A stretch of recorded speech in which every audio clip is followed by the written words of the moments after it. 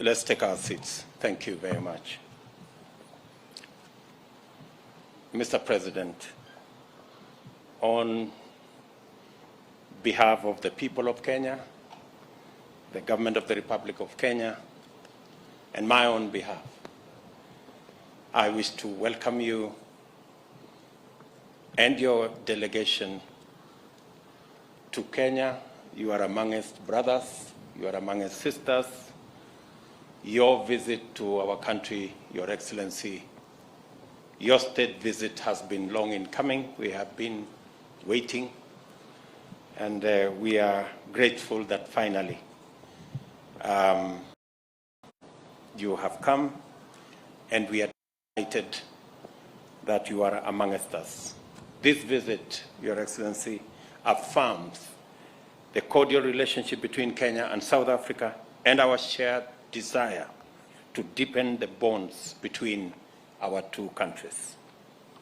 The visit is instrumental in developing permanent dialogue between our two countries and building on our common principles and shared values. Kenya considers South Africa as one of her most dependable and strategic ally in this continent. We have noted the successful midterm review of the inaugural Joint Commission for Cooperation held on the 6th and 7th of November this year to review the implementation of agreed areas of cooperation that was done in Nairobi. Kenya and South Africa have had good relations since South Africa defeated apartheid in 1994. The ties between our two nations continue to grow in all aspects of development and especially in trade. And the two countries have ratified the Africa Continental Free Trade Area, emphasizing our shared commitment to the promotion of intra-Africa trade. Today, Your Excellency, you and I are delighted to have presided over the signing of 4 instruments of cooperation that will play a definitive role in the Kenya-South Africa relations. They are 3 memoranda of understanding and 1 agreement on cooperation in the fields of correctional services, cooperation in the fields of housing and human settlement, cooperation between Kenya School of Government and the National School of Governments from South Africa, and the agreement on audiovisual co-production. On behalf of the people of Kenya, I express Kenya's appreciation on the progress we have made in the long-awaited visa-free regime between Kenya and South Africa. From January 1, Your Excellency, we will have a different regime, thanks to your personal intervention on this matter and the wealth of experience that have been brought on board by your officials.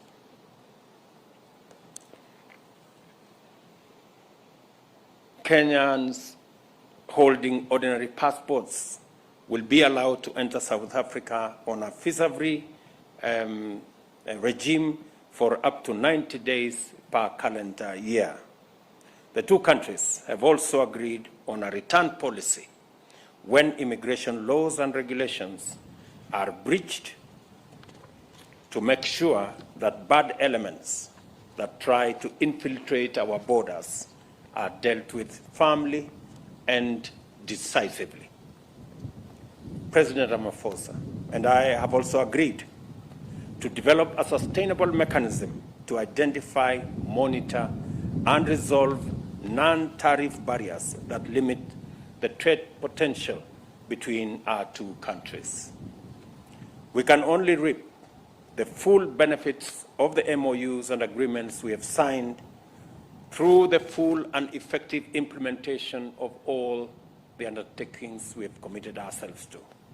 It is important that we continue to demonstrate the viability and usefulness of the JCC mechanism in improving the quality of our relations.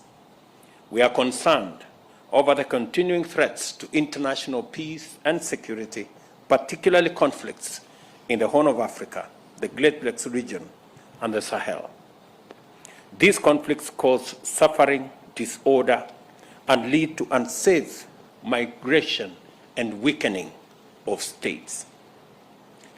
Your Excellency, I want to thank you specifically for providing the necessary leadership that saw the resolution, at least at the technical level, and now that implementation will be carried out on the matters between Tigray and the government of Ethiopia. Kenya and South Africa commit to play our roles in the pursuit of sustainable peace and security in Africa and the world through the Africa Union Peace and Security Council and UN Security Council frameworks. At the continental level, we laud the just concluded agreement between Ethiopia government and the Tigray People's Liberation Front, brokered by the Africa Union and mediated by President Olusegun Obasanjo and Uhuru Kenyatta and former Deputy President of South Africa, Pumphile Mlambo Nkuka. We appeal to all parties to ensure the full and comprehensive implementation of the agreement. Kenya and South Africa recognize climate change as a definitive challenge of our time. We reiterate the implementation of the national determined contributions, including adaptation and mitigation efforts and delivery of finance as agreed in COP27. We urge developing nations to meet their obligations and work with other parties to ensure swift implementation of the Climate Change Finance Delivery Plan. I congratulate you, President Ramaphosa, on the launch of the Just Transition Framework for South Africa during the 6th meeting of the Presidential Climate Commission held on 27 May 2022. President Ramaphosa's leadership continues to steer South Africa to greater heights of economic development. Working together is the only way we can achieve shared desire for closer bilateral cooperation and a stronger strategic partnership. There is no doubt, Mr. President, that we have made good strides during this visit, and we look forward to achieving even more in the near future. I thank you, Your Excellency, Mr. President, for the state visit and convey the best wishes of peace, stability to the government and the great people of South Africa. Thank you, and God bless you, Mr. President.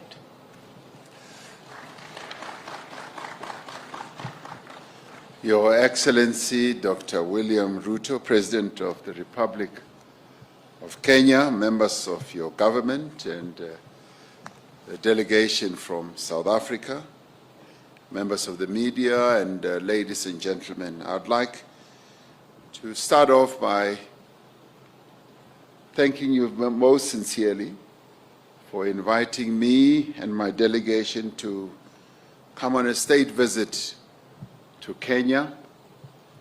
This in many ways demonstrates the very deep and strategic relationship between South Africa and Kenya. And I'd also like to reiterate our congratulations to you for your election as President of this wonderful country, Kenya, and wish you the very best as you lead this great nation to greater heights.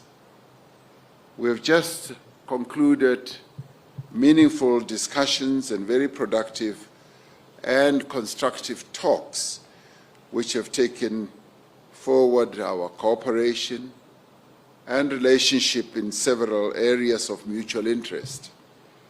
This visit has once again reaffirmed that our bilateral relations are based on a sound foundation of mutual respect, shared values, and friendship, and are also based on our democratic values.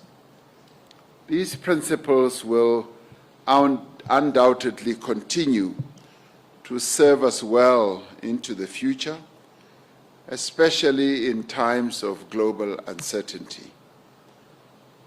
We used our discussion, both our tete-a-tete and our official talks in the presence of our respective delegations, to take stock of the current state of our bilateral relations, while also exploring other areas of mutual interest and possible cooperation. And we recognize that the wonderful foundation that exists between our two countries gives rise to enormous opportunities that our two countries should capitalize on. We also witnessed the signing of agreements and memoranda of understanding, as you correctly said, and this builds on the other agreements that we had signed in the past. We are committed to ensure that the agreements and the memoranda of understanding that we have signed now and in the past will be implemented fully. You and I also took opportunity to discuss the thorny issue between our two countries of visas between South Africa and Kenya, with a view of allowing Kenyans to be able to visit South Africa on a free visa basis, that is without visas. We agreed that indeed Kenyans should be able to visit South Africa without requiring them to have visas, and that this dispensation will commence on the 1st of January in 2023, and that our officials will speed up the processes of putting this into effect, and that this dispensation will be available to Kenyans for a 90-day period in a given year, meaning that, yes, can use the 90 days, 10 days, 20 days, or whatever, for the full year. Kenyans will have a full 90 days to be able to visit South Africa, and we will be able to review this and get reports from our ministers within a year and see how this is functioning. This will also be underpinned by other processes that we have agreed should take place, close monitoring of the implementation of this process, and also be able to have a return policy of those, as we call them, elements that would be undesirable to be able to be returned to Kenya. And this, in many ways, just strengthens the relationship between South Africa and Kenya, but more importantly, the people-to-people contact, because as you and I observed, Kenyans and South Africans have multiplicities of relations, both business, social, communal, at a relatives level. They want to be able to travel, and tourism also between our two countries will be greatly enhanced through this. South Africa and Kenya are confronted by a number of challenges, almost similar challenges of poverty, inequality, and unemployment. Since 2020, South Africa has been implementing what we crafted as the Economic Reconstruction and Recovery Plan to lift our economy out of a prolonged period of slow growth, but a period that was also negatively impacted by COVID-19. This is not dissimilar to Kenya's recovery plan, with its 6 core pillars of agriculture, focusing on micro-enterprises, small and medium enterprises, housing and settlement, healthcare, and the digital superhighway and the creative economy, as well as the environment and climate change. There are definite opportunities for South Africa and Kenya to share experiences and good practice in the implementation of these various economic opportunities that are given rise to by the plans that we both have adopted. We are therefore pleased that the business forum that is taking place at this moment during this state visit will also be exploring a plethora of opportunities between our two respective businesses. And we are delighted that businesses from South Africa, business people from South Africa have traveled in their numbers to come here, both from the private sector and the public sector, and this endeavor they are also joined by business people from your beautiful country, Kenya. This, in many ways, gives an opportunity to make new contacts, and as I often say, they make contacts and hopefully they will move to contracts as they establish new business undertakings in various sectors of our respective economies. As leading economies in our regions, Kenya is a leading economy in East Africa, and so is South Africa, in Southern Africa.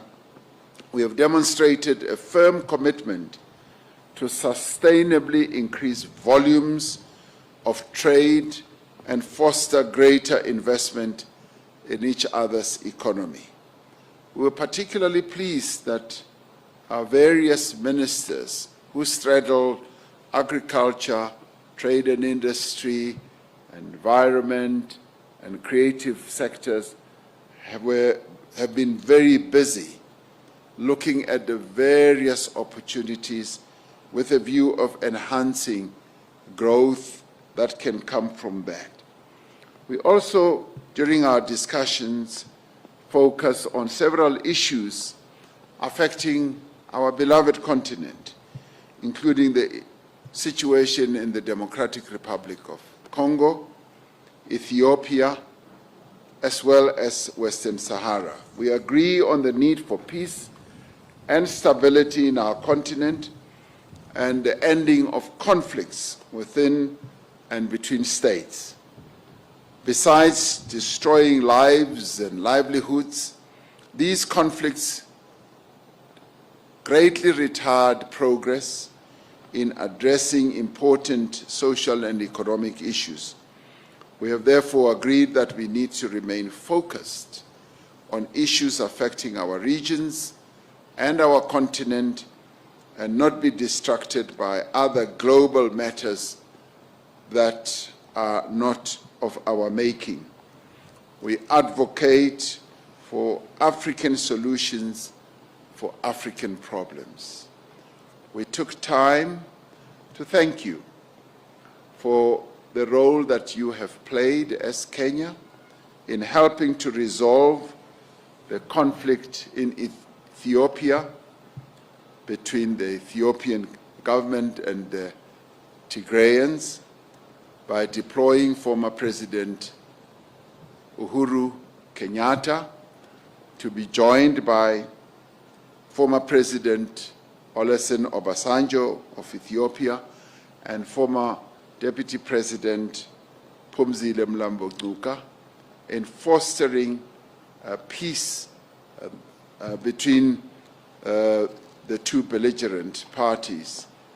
We were grateful that there was an understanding and a peace agreement that was reached, and we're glad that Kenya did play a very key role in enabling that to happen. And this lives up to having African solutions for African problems, because we have the necessary expertise, experience, the wisdom, as well as institutions and leaders who are able to help our continent to resolve problems affecting Africa.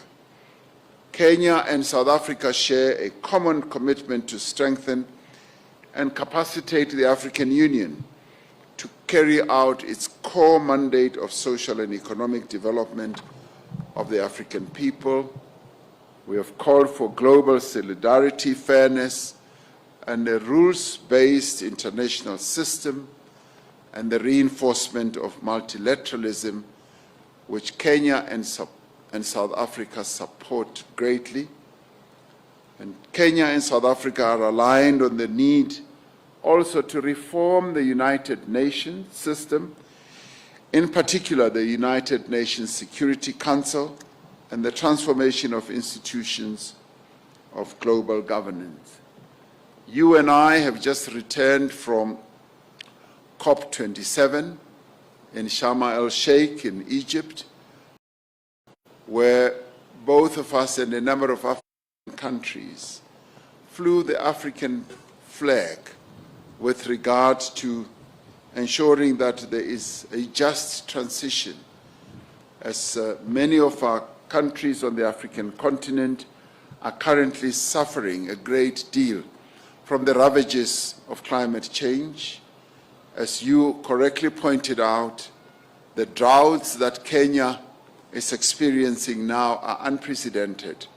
And similarly, the floods and the droughts that South Africa is currently experiencing now are unprecedented. And this just goes to show that climate change is serious, but at the same time, we need to make sure that the more developed economy countries that have contributed greatly to the climate damage should be the ones who carry the burden of making sure that the loss and the damage that developing economy countries like South Africa and Kenya are properly compensated, and that those countries live up to the commitments that they have made. And thank you very much for congratulating South Africa for reaching the Just Energy Transition Agreement or deal with the 5 countries. But we also are firm in supporting similar deals to be reached with countries that are currently experiencing real great difficulties when it comes to climate change, countries like your own country, Kenya. It is our hope and conviction that our relations, President Ruto, will deepen and that cooperation will grow to cover a greater diversity of areas. And as you and I said, we've just scratched the surface when it comes to opportunities that lie out there, which you and I will be outlining to the business community who we will meet later. We are building an enduring partnership between Kenya and South Africa that will benefit all our people and that will make an important contribution also to the development of our continent. So we thank you for welcoming us here to Kenya. We're really delighted and we almost feel like Kenyans today. Thank you very much.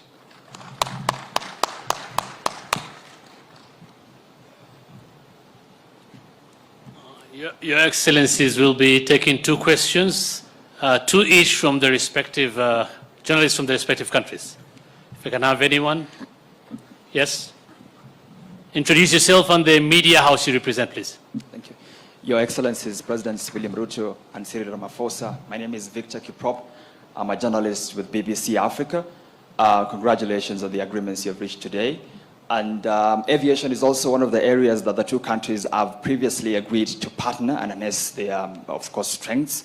I wanted to find out the status of the strategic partnership framework that the 2 countries signed in November last year, and if the 2 countries are on course for the launch of the Pan-African Airline Group next year. Thank you.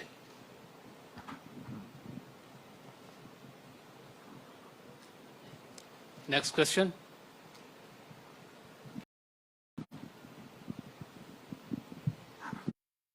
Thank you. Your Excellencies, my name is Robert Lucha. I work with SABC. You just came from Egypt climate conference. My question is, many African countries are critical about agreements African leaders signed at the climate change summits, especially loans and commitment to stop using fossil fuels and coal, while developed countries are using these resources. What are your views on this? And this is to the both presidents. Thank you. Okay. I think we can take those two first, and then we can take the final two. On the matter of South Africa Airways and Kenya Airways, this was a subject of discussion between me and President Ramaphosa and our teams, and we have agreed that that agreement should be progressed forwards. It presents an opportunity for both South Africa and Kenya to work together to build a pan-African airline. We are committed to ensuring that the agreement that was signed between our two airlines goes forward. And at the technical level, there is a lot of work going on, and we look forward to making sure that the agreement that was signed eventually brings about a Pan-African airline. And on the subject of the agreements that was signed, I think specifically the agreements that were signed in Sharm el-Sheikh were not necessarily about exploitation of hydrocarbons. I think these were green agreements on solar energy, on green hydrogen energy, on geothermal energy, wind and solar energy, progressing our desire to do the right thing.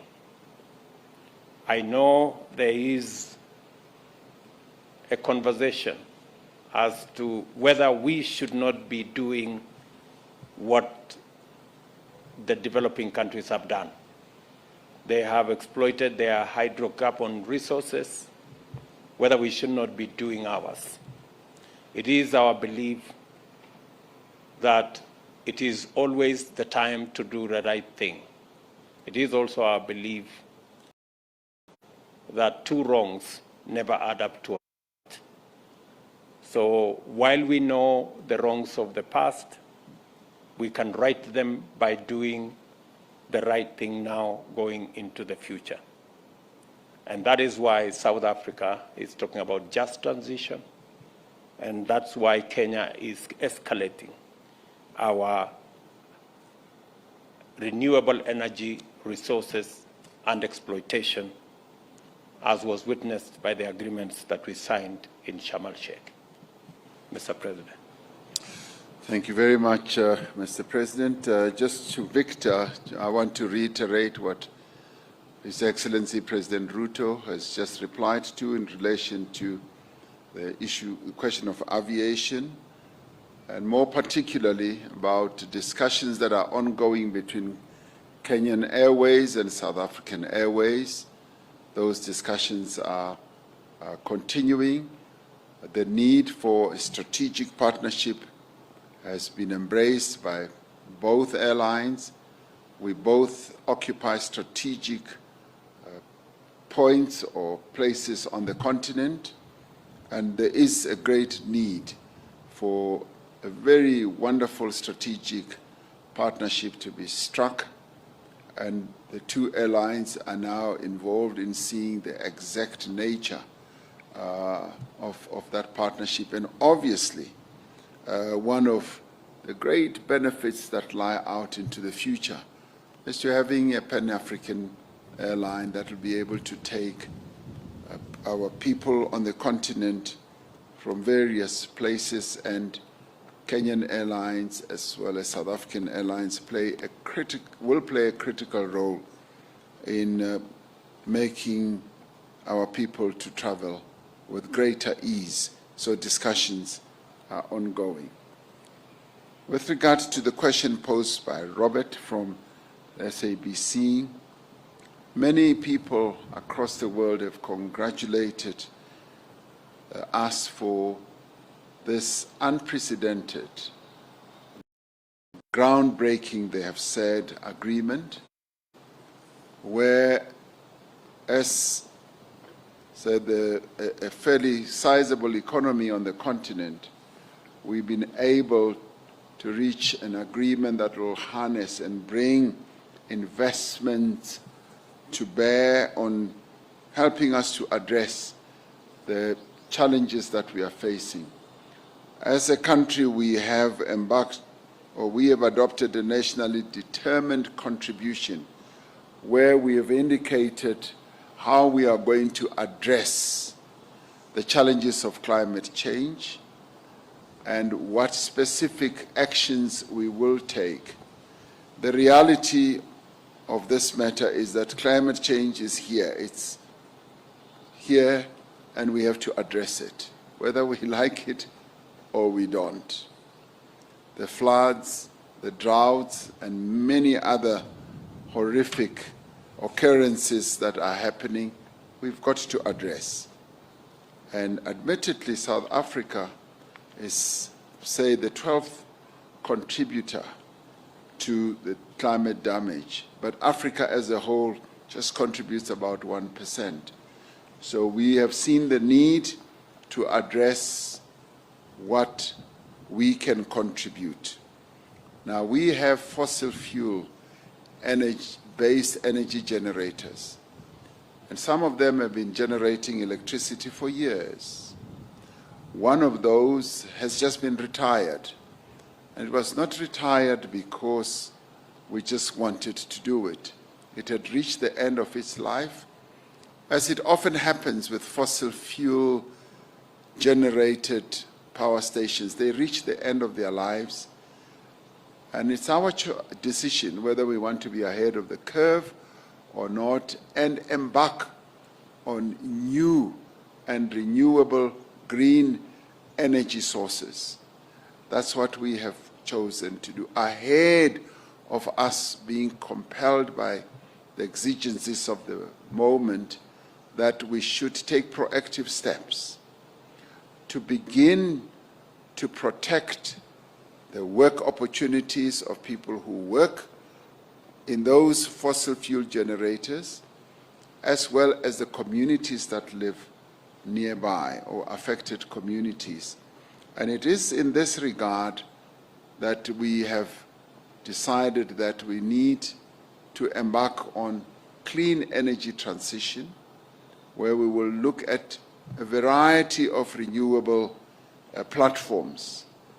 And in this case, we have come up with a business plan that is going to enable us to look at 3 specific areas: how we can generate electricity from a variety of sources. And as a country, we are committed to mixed energy source. There are retiring power stations that are coal-fired that we want to retrofit, to change, so that they embark on another journey, if you like we have done with one, Komati, where we are retrofitting it so that it can have a new lease of life, but at the same time, we should be aware of the just transition, be able to ensure that working people are not left stranded and communities are not left stranded. And this is in line with our principle, which is leave no one behind. And indeed, there are other areas that we want to go into. Hydrogen sector beckons. It is calling us. It's a new economy, and this green economy or green process is offering us new opportunities. And we believed that through this agreement we will be able to embark on new opportunities, new interventions, as well as move towards electric cars. South Africa is a very big motor vehicle manufacturer, And many countries, particularly in Europe, are already moving towards electric cars. And our plan is taking us in that direction. We do believe that it will be wrong for us just to remain tied to the old and trusted ways that we've always had, which are depleting, which are really running out of capability, whereas there's a new world, a new economy that is opening up. It has been said by others, President Ruto, that the jobs that could be lost in the fossil fuel energy generation could be easily replaced. One job could be replaced by up to 3 new jobs. And that is the direction that we are headed in. So this renewable energy offers us enormous opportunities in solar, in hydro, in wind, in hydrogen, and in a variety of ways. So we're saying that we should not be fearful. We should be brave enough so long as the transition does not leave our people behind. Thank you. Thank you. The last 2 questions. Good day, Your Excellencies. My name is Mugel Wahlachwayo from Reuters. My question is regarding the visa-free agreement. Does the return policy apply to citizens of both countries? And do you see this visa-free policy extending to other countries in the East African community?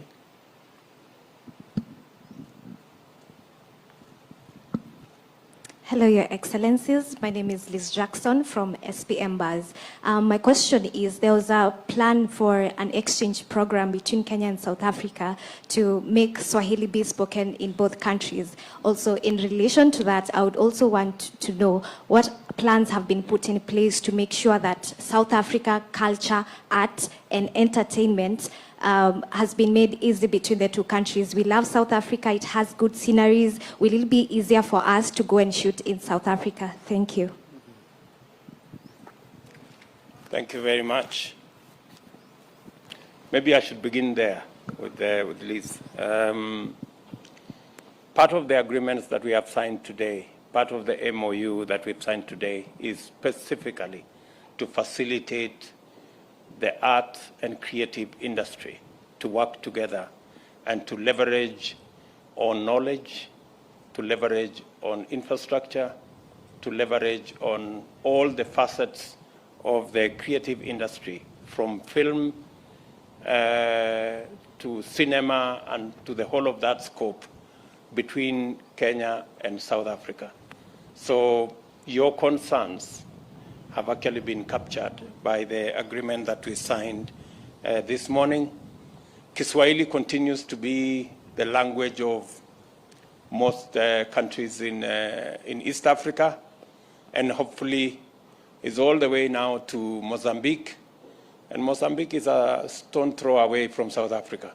I think it should be, and even Zambia, greater parts of Zambia already speak Kiswahili. So I think it's not unreasonable to expect that progressively we should be able to have Kiswahili as our regional language. And on the matter of the visa-free regime between our 2 countries, as the President Ramaphosa has already explained, this has been a challenge that has been with us for many years. I thank President Ramaphosa and his team for unlocking this huge potential between our 2 countries, that under the new regime, we can build a greater relationship in business, in culture, in communal relationship, in social relationships, because we can be able to move much more in a better framework. And the return is, as we have said, illegal immigrants, people who abuse the system, people who take advantage of the system, people who rig the system, people who should change the system. They don't deserve to be in South Africa, and they don't deserve to be in Kenya. So that has been agreed across board. This agreement was between Kenya and South Africa. I think there will be other agreements to take care of other countries and other regions. Mr. President. Thank you very much, Mr. President. Yes, indeed, the return policies between this agreement, rather the visa-free agreement, is between Kenya and South Africa.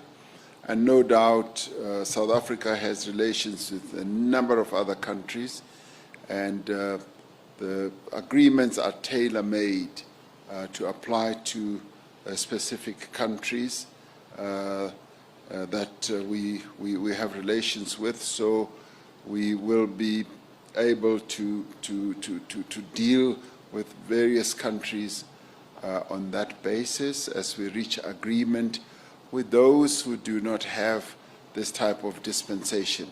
So this dispensation is between South Africa and Kenya. And we are really pleased that after many years of research, of proper investigation, South Africa and Kenya have finally arrived at this. And we'd like to thank our officials and our ministers for having worked very hard to get us where we are today, where we are able to make this type of announcement.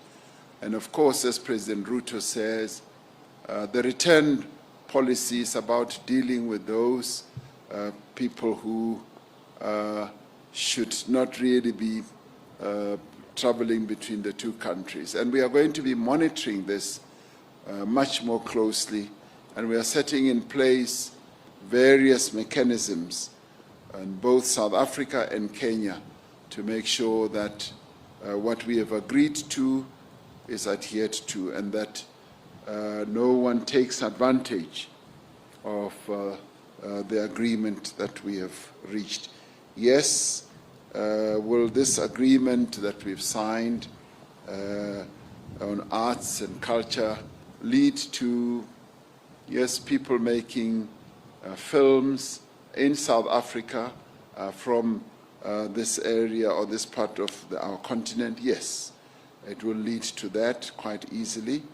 And you spoke about Kiswahili, the agreement. Yes, of course, we have agreed that even in our schools, there will also be a process of teaching Kiswahili. You are most unfortunate to meet me today on a Wednesday. If you meet me on a Friday, I speak Kiswahili fluently. So you are unlucky that you meet me today. Thank you very much. Thank you, Your Excellencies. Thank you, ladies and gentlemen. Communique will be released immediately.